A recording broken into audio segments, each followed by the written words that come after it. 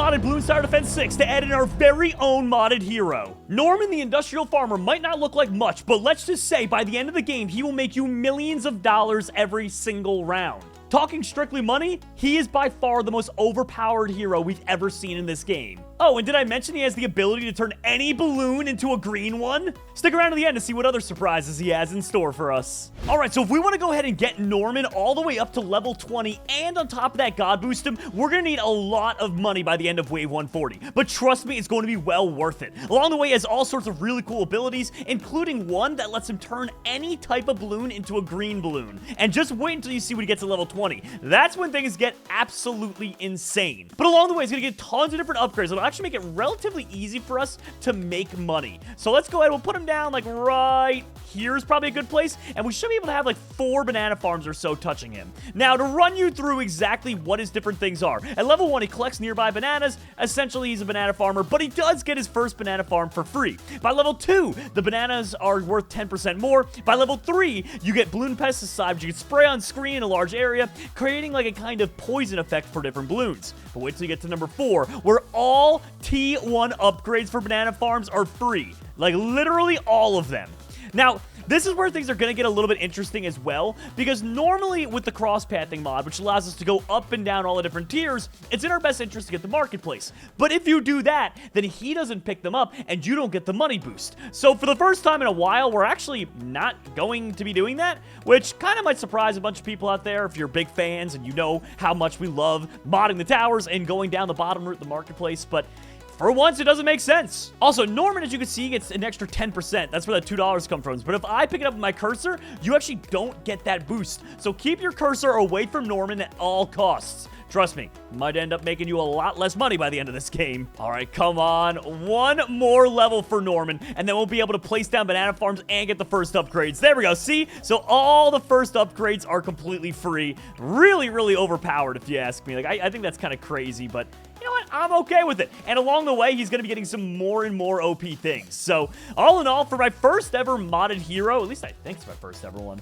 I'm pretty excited. There we go. Take a look. That's how big of an area it hits. He was actually able to hit some balloons over here with this pesticide ability. So, it's a pretty cool little thing. Something to keep your eyes out for, and for us as well to keep in mind. So, if things start looking a little bit bad, he can always come out and kind of give us a little bit of backup. All right, so far we're surviving fine. Worst case, we get triple shot and crossbow. You're good for a very... Oh, and sharp shots, of course. You're good for an extremely long time with that cross-pathing setup. It's probably one of the most OP cross-pathing setups I can think of. All right, so there we go. We'll get another one of these down. Make sure you get all the different upgrades. Yeah, okay, they're starting to try and push us a little bit too far. So let's get a razor sharp. Like, look at this. That's silly. And we can also get Spike-a-Pult for this, and it'll start throwing out 3 at a time. And then you get the crossbow. It'll shoot at the rate of the crossbow, and there'll still be the Spike-a-Pults, and there'll still be triple shot. It's kind of ridiculous when you do this, but pretty much getting a T4 to the top and a T5 to the bottom will keep you alive for a very long time. So checking back on Norman, banana farms can be placed on nearby water now. So if we were on a water map, he can literally float them for us, which is pretty awesome, actually. I mean, let's be real. The only other way to make money in the water is using a merchantman ship, but the problem with that is that those are not really good at all. They don't generate nearly as much as a banana farm would, so I'd put them in the poopy tier, but you know, I could be wrong. All right, we could try and put one more down right here, but I have a feeling that some of the bananas are going to go all over the place if we do. Let's see. And actually, it seems like he is indeed picking them up. I think, anyway. Yeah, I don't think he's really missing any. So let's go ahead and let's get some upgrades going for it. There we go. One of those. Wait a minute. The first 2 levels now are free? All banana farms are ready to get tier 2 upgrades for... That's so silly. Like, oh my gosh, that should not be a thing. But there we go. Look at that. So he is actually able to pick every single thing up. That's nice. All right, I'll take 5 of them. 5 will be plenty for this. Oh, now we got to start worrying here. Let's get a regular Juggernaut to block those out and Sharpshooter. And now Panic is gone. All right, I'm going to put down the little race thingy here. This allows us to skip through waves extra quickly. It doesn't delete the wave. It just sends them all at the same time, which will allow us to basically make more money quickly and get ourselves running here. Pretty much with the cross-pathing mod and Norman getting his own boost, as soon as we get our first banana research facility, it's kind of over for the balloons. I mean, we'll be making money insanely quick at that point. Jeez, we're already on wave 38, and he's just shredding them all. Look at this. Wave 39, wave 40, there's your Moab. Literally just absolutely destroyed. All right, there we go. Now, normally, like I said, we would either get banks or we'd even keep getting marketplace, but don't do that with Norman. If you do that with Norman, you're missing out on potentially making so much extra cash because all of his bonuses will be gone. Level 7 is range increased, so now we can actually even fit potentially another banana farm. Oh my gosh. Let's just go for it. Why not? Let's have a little bit of fun here. First 2 upgrades are, in fact, free. There we go. And another banana research for... Oh my gosh. Dude, if he keeps increasing his radius, that'll be so insane. Collected bananas. Oh, sorry. Banana farms in radius and their upgrades cost 10% less now. Collected bananas are now worth 15%. Bro, this guy is just an absolute unit. Like, he is making so much more money for us. There we go. It's only $14,500 for a banana research facility. That's so broken. I love him. Also, can we just talk about how this tower right here has now survived to wave 48 on his own with, like, no signs of cracking under pressure at all? There we go, another banana research facility. Let's just spam a couple waves here, and there's all the money we need for that. Perfect. All right, actually, I'm going to spam a bunch more waves so I get a banana central as well. Let's see. It looks like when you skip the waves like that, though, he doesn't necessarily get more XP, which is kind of annoying, but we can always buy our way up there, especially now we're going to be making money at the insane rate that we are. Like, look at that. 112. There we go. And, uh-oh, we got to start worrying about the BFBs. Ah, never mind. We're fine. You know what? We'll get a crossbow master in there, too, and... Oh, no. Oh, no. The crossbow master with Ultra Juggernaut, that'll keep us alive for a while. So here we go. Collect the bananas are now worth 15% more. The Green Revolution, though. This is what I wanted to talk to you guys about. At level 10, he gets his first really OP ability. Transform some of the largest balloons on screen into green balloons. And it targets all the way up to BFBs. All right, we're going to go ahead and buy that out here. And let's just see how well it works as they start to actually spawn in. You know what I might do? I might get rid of our crossbow master just so you can kind of see some of his powers like that one in use. So instead, I'm going to delete him, and then I'm going to opt for putting down a permaspikes down here, like so. And let's just run that instead. That way we can kind of see him actually use his abilities. You ready? Boom! Look at that. It spammed them into green balloons. And then, of course, there's the toxic ability we can use as well. So I think this would be a good way to showcase how powerful he is. If we get rid of all the towers in the front there, like the crossbow master, you can kind of see the balloons spawning in.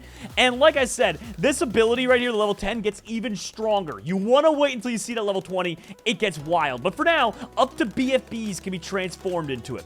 Now, number 11, balloon pesticide damage over time is significantly increased. So that ability that didn't seem like it was doing anything, now let's use it at the beginning and see, can it shred through BFB's layers?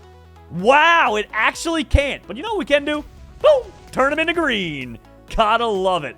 All right, what else can we do here? Further increase range. Bro, he can fit so many more banana farms. Like, literally so many more. Oh my gosh. This is just getting silly at this point. Like, this is actually getting silly at this point. All these are in his range, getting the same buffs. That's ridiculous. Now, bear in mind, we're also going to be god boosting this tower to see if he can do anything a little bit quicker, make more money. We kind of want to see if it actually makes any difference at all. So collected banana crates are now worth 20% more. Oh my gosh, the amount of money. Bloom pesticide makes balloons take additional damage from attacks. So now, when we put the balloon pesticide on them, look at how much more damage it does, and it makes them more susceptible to take damage from other balloons as well. That is ridiculously OP, especially because that is a global ability, so we can kind of use that at any point in time. Like, pretty much, boom, they just come out the gates. Wait, that just, like, immediately popped them. That's pretty crazy, actually. All right, there we go. We'll go ahead and use the green ability. Look at that. Transformed almost everything into a green balloon. Gotta love it. All right, next up, banana farms in radius, and their upgrades now cost 20. You're kidding me. Okay, Green Revolution can hit more balloons, including Zombs and DDTs, everyone, at level 16. So if we were to fast forward to, let's say, wave, like, 90-ish. I kind of want to get to, like, 90, 95 to show you guys it against DDTs, but here we go. You ready? Let's see when the first DDT... Dude, it transformed a bunch of them. Now, it clearly misses some targets. It has a maximum amount it can take down, but it did take down some of the DDTs for us. That is ridiculous. All right, balloon pesticide damage over time is massively increased. Let's give it a go and see. Oh my gosh, dude. That balloon pesticide ability hits all balloons, and it literally just took down the red layer on all those. Also, they're starting to make it a little further, so let's get spiked balls, and then we'll get spiked mines and Moab Shredder, just to make sure we can kind of put them down as quickly as possible. There we go. That'll keep us alive for a little bit here. Further increased range, collected banana crates are now worth 25% more, and here's his final ability. Green Revolution affects even more balloons and has reduced cooldown. Now, keep in mind, it already affected all balloons except for BADs. So, in my opinion, this should work on BADs at wave 100, and more importantly, the reinforced BAD at wave 140. But time is going to tell for that one for us. All right, so I spawned in wave 95 now, so I'm going to go ahead and get ready to use the pesticide ability on the DDTs as they come in, and then whichever ones are left over, I'm also going to go ahead and use that ability there, turn them into green balloons. As you can see, when there's a big armada of them like wave 95, that's kind of where his weakness lies. He's not very good at dealing with all those at the same time, but let's see what happens if we were to go ahead and do a little bit of god boosting here. All right, so we'll grab this guy here, get him to ultra boost ability, and we'll start to ultra boost our friend. Look at that, he's already got one. My assumption is with doing this, he'll probably start to generate more money, and maybe his abilities will have a lower cooldown, but I can't imagine it doing much else. But we're gonna have to do it firsthand and see what it actually accomplishes. So there we go, permanent brew, throw that on him. Yeah, now we're talking. So we got the permanent brew down. Let's go ahead and we will get ourselves... Is he in range for this? I'm gonna have to sell for that banana farm right there just to make room for a village. We'll go ahead and we'll get him, I don't know, primary mentor. I doubt that's gonna work because he's a hero tower, but you know, whatever. There we go, monkey intelligence bureau. Wait, monkey town, get him extra money and, oh my gosh.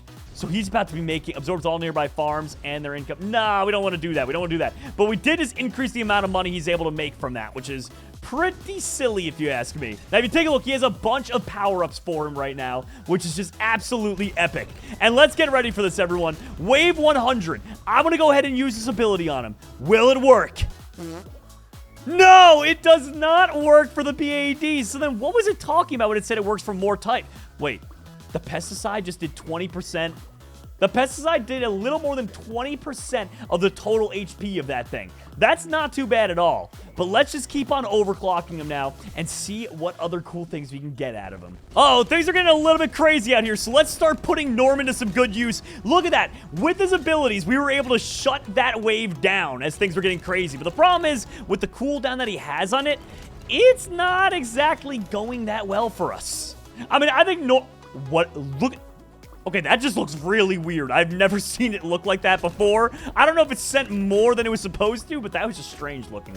Either way, I think it's safe to say, as you can tell, Norman is a very powerful early game tower, as he'll basically make it so you can make so much money, you won't have to worry about anything else. But after that point, he kind of loses a lot of his abilities. Like, he can't use it on BADs, and of course, when there's a huge wave of just a ton of them spawning in after spawning in after spawning in, he kind of loses a lot of his abilities that way too. Also, but take a look at that. When there's a smaller, more compact wave, that's where he seems to shine through. And he's able to use it on every single tower that comes his way. Either way, he has one more boost to go until he's quote-unquote God boosted. But let's go ahead and see if we can skip through some of these waves here. I want to go ahead and try and use them against the reinforced BAD. Also, at the end here, I did hide a Legend of the Night because, you know, the night. And obviously, in case they break through, I don't want to lose and have to redo everything. So here we go, Norman's 10th boost there. He is now officially God boosted. Let's see if that actually will do anything for him. Looks like his cooldowns are about the same. And in terms of his area of effect, it didn't seem to change that either. So I guess the only thing left to see is how he does on wave 140. All right, here it is, wave 140. Let's see. I went ahead and... Wait, the pesticide ability wasn't working at first. All right, so the pesticide ability... didn't even do 20% of the damage against the reinforced BAD. I think that more or less confirms it, everyone. Norman is an excellent beginner, but after that point, he's really not that powerful. Even against a regular BAD at wave 140, let's see, his pesticide ability couldn't even deal 20% of the damage. Norman, great work for the beginning. I expected a little bit better in the late game, though.